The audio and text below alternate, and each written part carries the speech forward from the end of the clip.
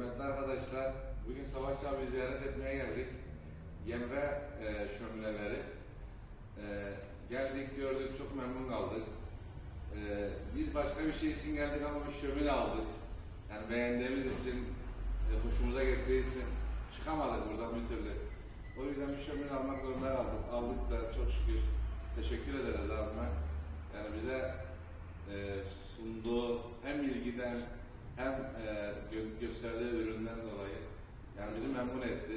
İnşallah yakacağız, göreceğiz, başında da oturacağız inşallah. İnşallah. Teşekkür ederiz Savaş abi. Ben teşekkür ediyorum arkadaşlarıma. Buraya kadar geldiler, bizi ziyaret ettiler. Bizi tercih ettiler. Çok teşekkür ediyorum. Eyvallah. Güle güle kullansınlar. Bu İnşallah. üründen memnun kalacaklarına ben eminim. Ürünün de arkasındayım. İnşallah. En küçük sorunda, problemde ne gerekiyorsa biz yapacağız. Evet. Her zaman bekliyorum. Güle güle kullanın, sağlıkla Tabii kullanın. tavsiye edeceğiz. Arkadaşlarımız var, kardeşlerimiz var. Onlara tavsiye edeceğiz. Evet. Buraya yönlendireceğiz. Yusuf Bey şimdiden 3 tane sipariş daha geçti. Evet. Evet. İnşallah, İnşallah. devam edeceğiz yani. İnşallah. Siz de bekleriz. İnşallah. Buyurun. Çok teşekkür ediyorum ama. Ben Ayağınıza teşekkür ederim. sağlık. Eyvallah. Güle güle